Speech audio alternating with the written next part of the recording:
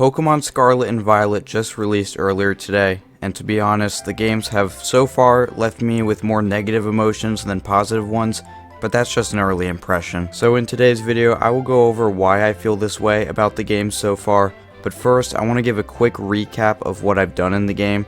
Also a quick heads up, this video will be a lot of ranting, so enjoy.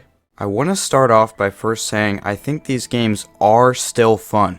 And I think by the time I finish them, I'll be a little bit higher on them. I just finished my live stream where I went into the game blind, and I left off around 3 hours into the game. The problem is the performance, and most notably, the graphics. Both of these aspects of the game are genuinely horrific and borderline unplayable. In my opinion, the fact that these two things are so bad makes it just that much more disappointing that the games are super fun otherwise. I like a lot of the new Pokemon, I like the new legendaries that I've seen, but that doesn't distract from the horrendous performance and quality these games give you.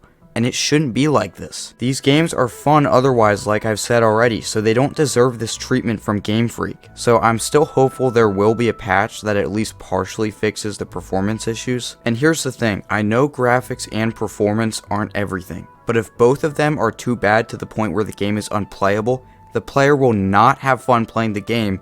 Therefore, even if Pokemon Scarlet and Violet have a good story and fun gameplay mechanics, the games are still a buggy mess. Let me get your attention for just 1 second. Pay close attention to the footage. I'll give you a couple seconds. Okay. Does this game look like it's from 2022?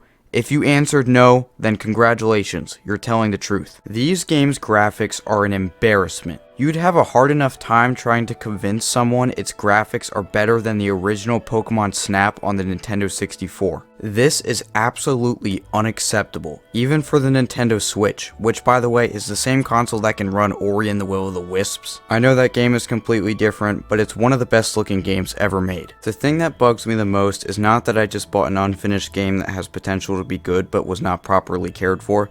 It's the fact that I bought two of them. That's right, I got both Scarlet and Violet. This could go down in history as one of the worst financial decisions I've ever made, but all we can hope for now is these games get fixed up a little. And by a little, I mean a lot. So yeah, I'm in no shape or form to blame this disaster on the people supporting Game Freak's products, because I bought both the games. Also keep in mind the frame drops are much more noticeable when you're actually playing the game as opposed to when you're watching footage of it. I brought up Pokemon Snap earlier, but what about new Pokemon Snap on the Nintendo Switch? This game actually looks like a real video game. And I know I'm flip-flopping between games here, but let's talk about Pokemon Legends Arceus for a minute. I liked Legends Arceus, but I criticized it for bad graphics and poor frame rate. This game looks and runs like Red Dead Redemption 2 compared to Scarlet and Violet. So if this game looks this horrible graphically, you would think it would at least make up for it in the performance. But as we've already established, that isn't the case. So there's a couple conclusions we can come to. 1. Game Freak didn't test the game before releasing it. 2. Game Freak did test it and didn't find anything wrong with it. Or 3. Game Freak simply does not care and would rather just throw these games onto the store shelves in hopes of earning a profit this holiday season.